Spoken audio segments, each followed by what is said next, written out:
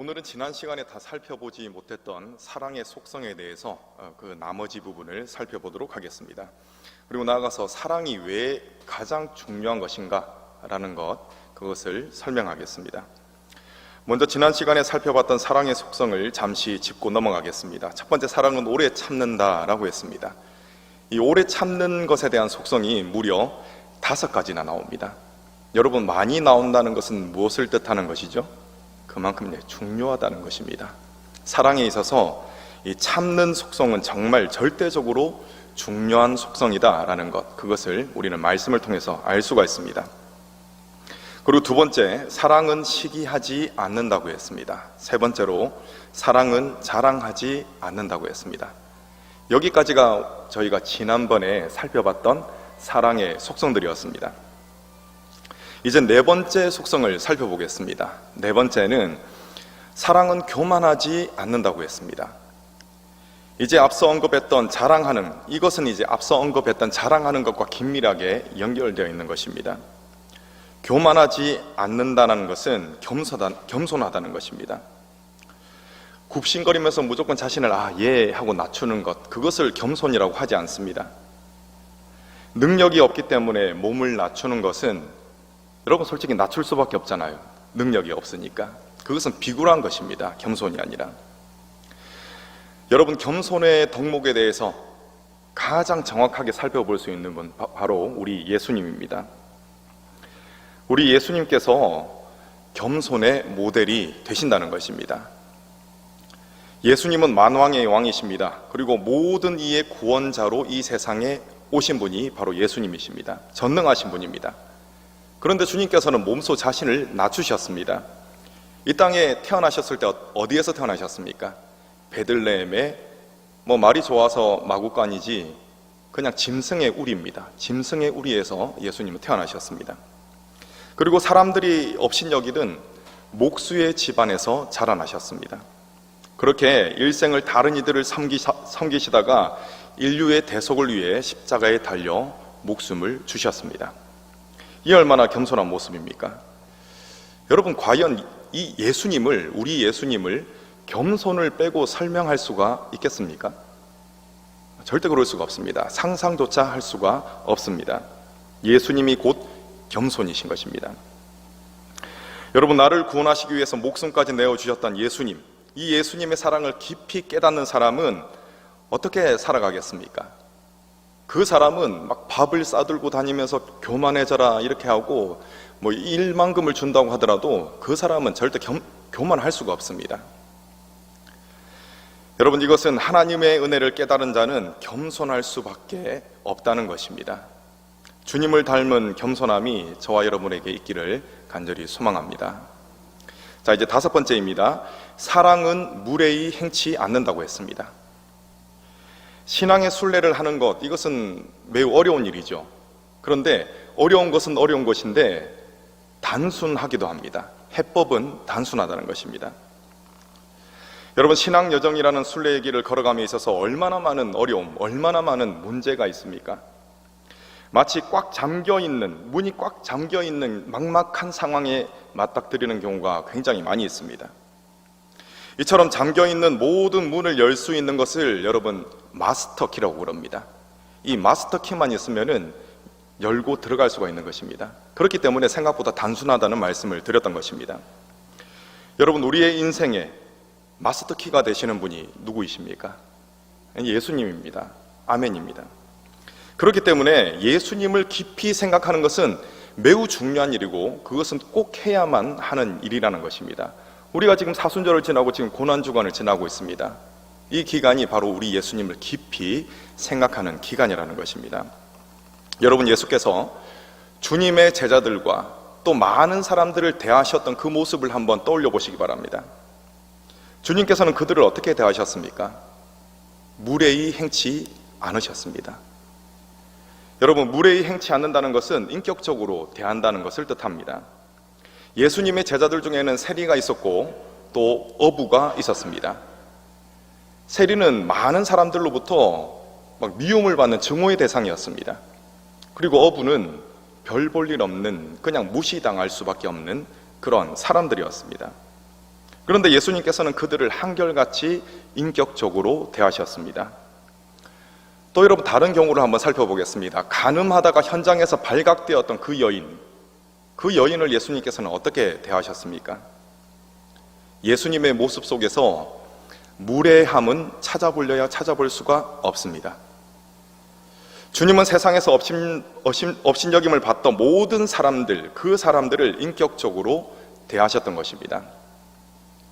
이제 요한계시록을 한번 좀 생각해 보실까요? 요한계시록에는 우리 주님이 문 밖에서 문을 두드리는 모습으로 묘사되고 있습니다. 이러한 모습 역시 우리 주님의 사랑을 잘 드러내고 있습니다. 여러분, 사탄은 사람의 마음을 교묘하게 이용을 합니다. 상처를 주고, 그리고 이 상처가 꾸준히 남도록 해서 마음의 문을 그냥 부셔버립니다.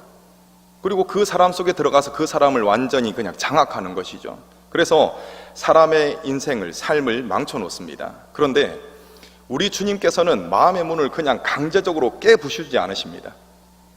자, 그럼 예수님께서 능력이 없으셔서 그러실까요? 전혀 그렇지 않습니다. 사탄도 능히 사람의 마음의 문을 그냥 부수고 들어오지 않습니까? 우리 주님께서는 그보다 더 큰 능력이 있으신 분입니다. 능히 그러실 수 있습니다. 그런데 주님은 결코 마음의 문을 억지로 깨부수고 들어오지 않으십니다. 주님께서는 어떻게 하십니까? 본인이 문을 열기까지 밖에서 문을 두드리시는 것입니다. 인간적으로 볼 때 주님의 이러한 모습이 답답하게 여겨질 때가 있습니다. 하지만 여러분, 왜 주님께서 이처럼 인격적으로 대해 주시겠습니까? 우리를 사랑하시고 우리를 세상에서 가장 존귀한 자로 여기시기 때문에 그러신 것입니다. 그렇게 무례히 대하지 않으시고 인격적으로 대해 주시는 것입니다. 우리 주님의 모습을 생각해 보시고 또 우리의 모습을 살펴보시기 바랍니다. 여러분, 저와 여러분들의 모습은 어떻습니까? 이웃을 대할 때 어떻게 대하십니까? 주님처럼 이웃을 인격적으로 대하시는 저와 여러분 되시기를 간절히 소망합니다. 이제 6번째입니다. 사랑은 자기의 유익을 구하지 않는다고 했습니다. 여기서 자기의 유익을 구하는 것은 언뜻 생각하면은 욕심을 많이 부리지 말라라는 뜻이구나, 이렇게 생각할 수도 있습니다. 그런데 여러분, 원어의 뜻을 살펴보면은 그렇지 않다, 전혀 그렇지 않다라는 것을 알 수가 있습니다. 자기의 유익 중 먼저 자기의, 이것을 원어로 한번 살펴보면은 이것은 뜻이 비슷합니다. 그들 자신이라는 뜻을 가지고 있습니다. 그리고 유익이라고 해석된 이 부분을 원어로 보면은 별다른 뜻이 없습니다. 이것은 어떤 것을 가리키는 그것과 같은 지시대명사입니다. 그렇기 때문에 5절에서 이야기하는 자기의 유익은 그 사람이 받을 당연한 목 있지 않습니까? 제 목, 받아야 할 당연한 목, 이렇게 해석하는 것이 더 정확합니다. 그래서 이 사랑의 6번째 속성을 사랑은 제 몫에 집중하지 않는다라고 말할 수가 있는 것입니다. 여러분, 타인에게 피해를 주면서까지 자신의 이익을 추구하는 것은 분명 잘못된 것입니다. 하지만 자신이 응당 받아야 할 대가인 제 몫을 추구하는 것은 잘못된 것이 아닙니다. 당연한 권리입니다. 그런데 오늘 말씀에서는 당연히 추구해야 할 제 몫을 요구하지 않는 그것이 사랑이라고 했습니다. 이는 상식과는 정면으로 부딪히는 권면입니다. 여러분, 신앙은 상식을 추구하는 것이 아니라 상식을 초월하는 것임을 여러분 기억하시기 바랍니다. 말씀을 삶에 적용함에 있어서 막힐 때가 많이 있습니다. 그런데 신앙의 여정을 가는 것은 생각보다 단순하다고 말씀드렸죠. 우리의 마스터 키가 되시는 예수님을 떠올리면 됩니다. 우리 주님을 한번 생각해 보시기 바랍니다. 빌립보서 2장 6절에서와 같이 예수님은 하나님의 본체가 되십니다. 만왕의 왕이 되십니다. 그렇기 때문에 우리 주님에게 있는 몫은 어떻겠습니까? 주님께서 챙기셔야 할 제 몫은 어떻겠습니까? 그야말로 최고의 몫이겠지요. 크기를 따질 수 없는 어마어마한 몫을 우리 주님은 가지고 계실 겁니다. 하지만 주님은 사랑 때문에 이 엄청난 몫을 주장하지 않으셨습니다. 그 몫을 내려놓으셨습니다. 그랬기에 십자가에서 우리 모두의 죄를 대속하셨던 것입니다. 주님은 사랑으로 인해서 자신의 몫을 포기하셨습니다. 여러분, 사랑하면 포기합니다. 제 몫을 포기하게 되어 있습니다. 여러분에게는 사랑으로 인한 내려놓음이 있습니까?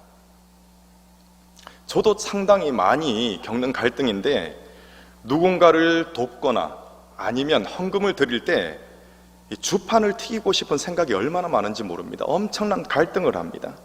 특히 주님께서 불현듯 어떤 감동을 주실 때 막 씨름하고 싶습니다. 하나님, 제 처지 상황 아시지 않습니까? 여러분, 여러분에게도 이러한 마음이 들 때가 많이 있으실 것입니다. 그럴 때 무엇을 선택하는 것이 사랑을 따르는 것인가를 생각해 보시기 바랍니다. 여러분, 만약에 모든 사람들이 무슨 일을 할 때마다 계산을 앞세웠다면, 주판을 튀겼다면 주님의 복음은 세상에 전해지지 않았을 것입니다. 복음은 그리스도를 통해 받은 하나님의 사랑, 이 엄청난 사랑에 감격해서 제 몫을 내어놓은 사람들, 이 사람들을 통해서 전해진 것이 바로 우리 주님의 십자가의 복음이라는 것입니다. 이 사실을 기억하시고 자신의 것을 때로는 힘들지만, 힘에 겹지만, 그렇지만 기꺼이 주님께 내어드리는 저와 여러분 되시기를 간절히 소망합니다. 그 다음은 화내지 않는 것입니다. 썩내지 아니하는 것인데, 이것은 오래 참음의 영역에 포함되어 있기 때문에 따로 설명을 하지 않겠습니다. 이제 7번째로 넘어가겠습니다. 7번째는 사랑은 악한 것을 생각하지 않는다고 했습니다. 주님 이렇게 말씀하셨습니다. 누가복음 6장 45절, 선한 사람은 마음에 쌓은 선에서 선을 내고 악한 자는 그 쌓은 악에서 악을 내나니 이는 마음에 가득한 것을 입으로 말함이니라. 아멘. 여러분, 생각을 지키는 것은 사랑의 실천과 직결됩니다. 왜냐하면 행동이 생각에서 비롯되기 때문에 그렇습니다. 그냥 무의식적으로 막 행동하면서 살아가지 않지 않습니까? 생각이 먼저입니다. 여러분, 생각을 지키면 마음을 지킬 수가 있습니다. 또 마음을 지키면 행동을 지킬 수가 있는 것입니다. 나아가서 행동을 지키면 삶을 지킬 수가 있는 것입니다. 여러분, 혹시 여러분에게 생각조차 하기 싫은, 너무나 미워가지고 생각조차 하기 싫은 어떤 사람이 있지는 않으십니까? 그 사람이 떠오르면은 마음에 어떤 현상이 일어나십니까? 그 사람이 나에게 했던 서운한 말, 나의 화를 돋궜던 일, 나를 억울하게 만들었던 일들이 막 생각이 납니다. 그래서 마음속으로 막 장을 담그지는 않으십니까? 잊을만 하면 계속 생각이 나가지고 짠 음식 이렇게 입에 넣으면 짜증나 그러면서도 계속 그렇게 되뇌이고 있지는 않으시냐는 말씀입니다. 그렇게 되면은 어떤 행동이 나오냐? 그 사람을 만나면 당연히 나도 모르게 가시돋친 말이 나오게 되어 있습니다. 그리고 어떻게 해서든지 안갚음을 하려는 행동이 나오게 되어 있습니다. 저는 적어도 안갚음만 하지 않는다 하더라도 관계가 악화되지는 않는다, 이렇게 생각이 됩니다. 여러분, 주님은 우리에게 구원을 베푸셨습니다. 우리 주님께서 구원을 베푸실 때 우리가 어떤 상태에 있었는지 혹시 아십니까? 성경은 아주 정확하게 표현하고 있습니다. 여러분, 우리가 의인이었기 때문에 구원받았습니까? 그렇지 않습니다. 로마서 5장 말씀은 아주 냉정하게 이야기합니다. 우리가 아직 연약할 때, 우리가 아직 죄인 되었을 때, 우리가 원수일 때, 그때 주님께서 우리를 위해서 죽으셨다, 이렇게 전하고 있습니다. 여러분, 구원받기에 전혀 합당하지 않았습니다. 예쁜 구석이라고는 눈을 씻고 찾아볼 수가 없는 존재들이었습니다. 그럼에도 불구하고 우리를 위해서 죽으셨다라고 하셨습니다. 왜입니까? 주님의 마음속에 악한 것이 전혀 없기 때문에 그렇습니다. 조금 달리 말하겠습니다. 우리가 나쁜 죄악된 삶을 살았습니다. 그러면 사람의 시각으로 보면은 이 나쁜 천벌받을 어떻게 할 X 이렇게 하겠죠. 그런데 주님께서는 그렇게 생각하지 않으셨다는 것입니다. 주님은 우리를 향한 악한 마음이 전혀 없으셨습니다. 그렇기 때문에 주님께서는 우리가 아직 원수 되었을 때, 그때 우리를 위해서 십자가에 달려 죽으신 것입니다. 우리를 향한 악한 마음이 전혀 없는 순전한 사랑, 이 사랑으로 인해서 우리는 건짐을 받은 것입니다. 여러분, 내가 아직 주님의 원수가 되었을 때 주님께서 자신의 생명을 내어주셨다라는 사실, 그 사실을 기억하시면서 여러분들의 마음을 지키시기를 간절히 축원합니다. 자, 8번째입니다. 불의를 기뻐하지 않고 진리와 함께 기뻐한다고 했습니다. 세상은 뭐니 해도 먼 일을 따라 돌아갑니다. 네, 무슨 말인지 아시겠죠? 네, 다르게 표현을 하자면 이익을 따라 돌아갑니다. 먼 일은 이익의 그 대명사죠. 이익을 쫓아간다는 것입니다. 굉장히 자극적인 말이기는 하지만 이런 말이 있습니다. 정치학적으로 이런 말이 좀 많이 떠도는 것 같아요. 소수의 사람을 죽인 사람은 살인자가 되지만 수많은 사람을 죽인 자는 혁명가가 된다, 영웅 대접을 받는다라는 말이 있습니다. 세상에서는 실제로 이런 일들이 일어나고 있습니다. 그리고 그 대표적인 인물이 중국의 마오쩌둥입니다. 그가 주도한 대약진 운동, 문화 대혁명, 이것을 통해서 얼마의 사람이 죽어나갔는가를 추산을 해봤습니다. 그랬더니 약 7천만 명 이상의 사람이 이 과정에서 죽어나갔습니다. 그럼 7천만 명, 우리나라 전체 인구보다 더 많은 사람이 이 시기에 죽었다는 것입니다. 이 사실을 놓고 보면 그는 분명히 학살자입니다. 그런데 참으로 많은 중국인들이 지금도 그를 진심으로 존경하고 있습니다. 심지어는 서구 세계의 많은 학자들과 서구 세계의 많은 학생들이 그의 사상을 연구하고 추앙하고 있습니다. 여러분, 이것은 극단적인 얘기는 합니다. 그렇지만 인간의 죄성을 잘 보여주는 단면이라고 저는 봅니다. 자신과 자신이 따르는 이념에 이익이 되기만 하면 거짓말을 일삼고 또 언어적인 물리적인 폭력을 일삼는 것, 그러한 모습을 띠는 것, 그것은 불의를 따르는 것이라고 말할 수가 있습니다. 그리고 지금도 수많은 사람들이 자신도 모르는 사이에 나는 괜찮은 사람인데 라고 하면서 이러한 불의를 따르고 있는 것입니다. 그런데 여러분, 우리 주님은 무엇을 따르셨습니까? 주님은 진리를 따르셨습니다. 우리 주님은 인간으로 태어나셨죠. 인간으로 사셨습니다. 그렇기 때문에 우리 주님은 전능하신 하나님에도 불구하고 연약한 인간이셨습니다. 연약한 인간의 몸으로 얼마나 많은 그런 고뇌를 겪으셨습니까? 몸부림을 치셨습니다. 주님의 그 몸부림은 어떤 몸부림입니까? 진리를 따르고자 하는, 아버지 하나님의 뜻을 따르고자 하는 몸부림입니다. 그것이 어디에서 극명하게 나타났습니까? 겟세마네 동산에서 나타났던 것입니다. 제 원대로 하지 마옵시고 아버지의 뜻대로 하옵소서. 여러분, 진리 자체가 되시는 우리 주님께서는 제자들에게 이런 말씀을 하셨습니다. 나를 따르려거든 십자가를 지고 따라야 한다라고 말씀하셨습니다. 여러분, 생각해 보시기 바랍니다. 예수님을 믿는 사람들, 여러분들이죠. 여러분들은 이 세상을 어떻게 살아가십니까? 괜찮은 척 하지 마시기 바랍니다. 솔직히 어떠십니까? 불편하게 살아갑니다. 불편하게. 다른 사람들 막 놀러 다닐 때 교회에 와서 예배드리고 봉사합니다. 돈이 있으면은 그냥 세상 사람들은 저축을 내서 미래를 대비를 한다든지 아니면 사고 싶은 거 그냥 삽니다. 그런데 여러분들은 어떠십니까? 돈이 있으면 그것을 먼저 사용할 생각보다는 하나님 앞에 드릴 생각, 어떻게 하면 좀 더 의미 있게 사용될까? 하나님께서 기뻐하시는 데 사용될까? 이런 생각을 먼저 하게 된다는 것입니다. 참으로 불편하기 그지없습니다. 인간적으로 볼 때 그렇습니다. 여러분, 믿음이 없는 사람들처럼 그냥 즐기고 살려야 도무지 그럴 수가 없습니다. 왜입니까? 세상 사람들은 자신의 이익을 따르지만 믿는 사람들은 주님을 쫓아서 진리를 따르기 때문에 그렇습니다. 그렇다면 세상이 주는 즐거움이 없네? 그러면 믿는 사람이 손해보는 것 같은데 혹시 이런 생각하시는 분 계십니까? 여러분, 손해가 아닙니다. 예수님을 사랑하기 때문에 우리가 이 어렵고 힘든 일을 어떻게 할 수가 있습니까? 힘들고 어려운 건 있습니다. 그런데 이것을 능히 해낼 수가 있는 것입니다. 그리고 고통스러운 순간순간들이 있다고 하더라도 그 고통마저도 내가 주님을 올바로 따르고 있구나, 내가 주님을 올바로 믿고 따르고 있구나 라는 증거가 되는 것이죠. 그 고통이. 그렇기 때문에 그 고통마저도 어떻게 다가오는 것입니까? 기쁨으로 다가오는 것입니다. 여러분, 무조건 형통 잘 되고 범사에 잘 되고 물론 그렇게 되면 좋습니다. 그런데 주님께서는 모든 것이 다 편안하고 아무 걱정 없다, 이것을 약속하지 않으셨습니다. 그 대신 주님께서는 믿음으로 따라오는 사람들이 승리하도록 하시는 그런 약속을 하셨다는 사실, 그 사실을 기억하시기 바랍니다.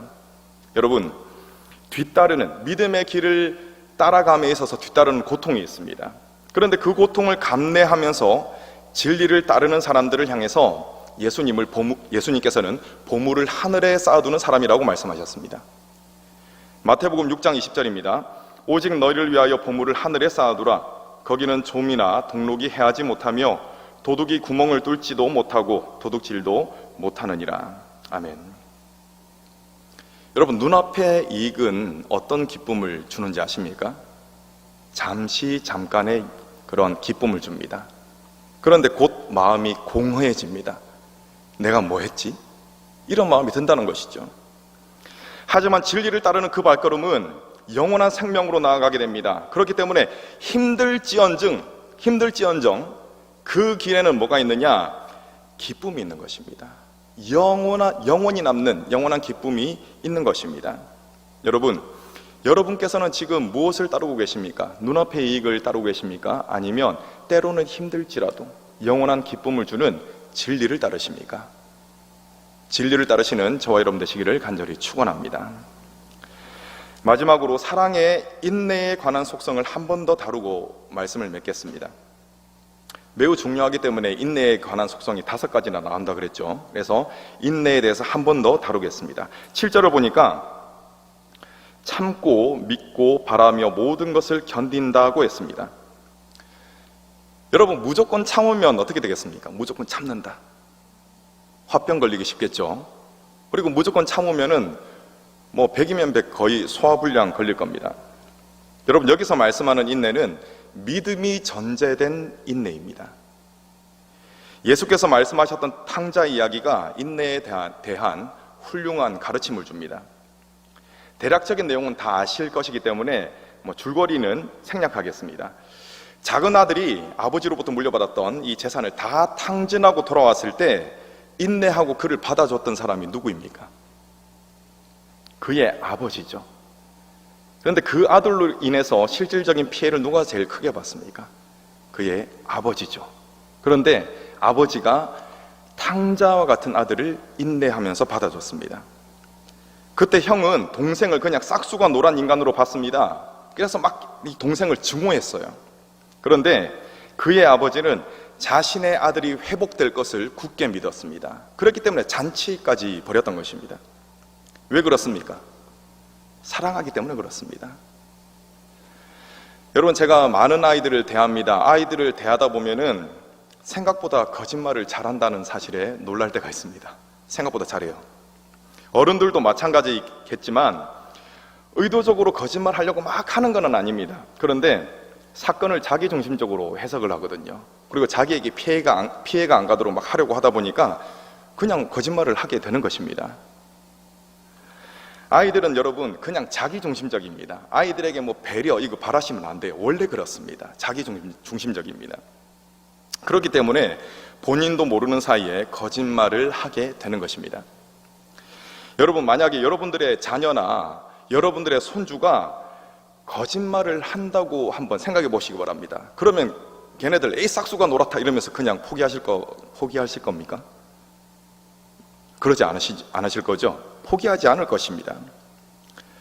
지금은 아직 아이가 어리고 미숙해서 거짓말을 하기도 하고 또 부모나 보호자를 실망시키기도 합니다. 사실입니다, 그것은. 하지만 그 자녀가 자라나고 성숙할 것을 믿는 사람이 누구입니까? 그 사람이 바로 부모이고 그 사람이 바로 보호자인 것입니다. 그렇기 때문에 자녀를 포기하지 않습니다. 참고 인내하며 양육하고 훈육하는 것입니다. 정말 속이 홀라당 뒤집어져도 계속 그렇게 하는 것입니다. 이러한 부모의 사랑을 통해서 하나님의 사랑을 우리가 흐릿하게나마 엿볼 수가 있습니다. 스바냐 3장 17절, 우리를 향한 하나님의 사랑을 그리고 있습니다. 제가 읽어드리겠습니다. 너희 하나님 여호와가 너희 가운데 계시니 그는 구원을 베푸실 전능자이시라. 그가 너로 말미암아 기쁨을 이기지 못하시며 너를 잠잠히 사랑하시며 너로 말미암아 즐거이 부르며 기뻐하시리라 하리라. 아멘. 여러분, 참으로 감격적인 그런 말씀이지 않습니까?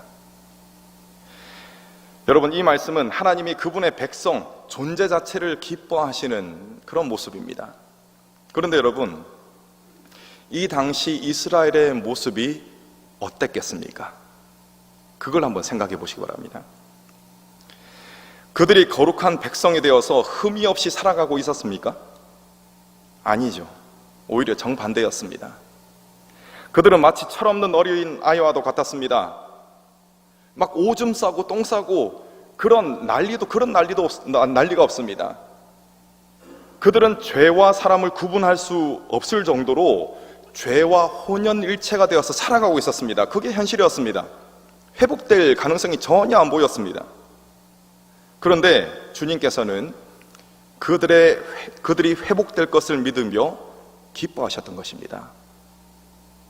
그것이 바로 지금 스바냐 3장 17절 말씀입니다. 여러분, 이 믿음의 근거는 사람에게 있지 않습니다. 이 근거는 오직 주님의 사랑에 있습니다. 주님은 결코 사랑을 거두지 않으시고 인내하시며 돌보시고 가르치십니다. 주님은 자녀를 사랑하는 아버지로서 그들을 믿으셨던 것입니다.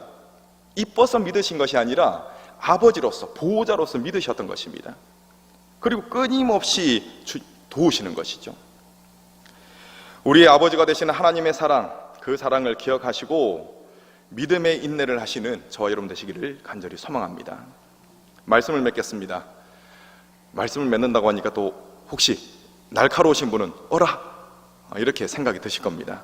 네, 그렇습니다. 아직 고린도전서 13장 말씀을 다 전하지 못했습니다, 여러분.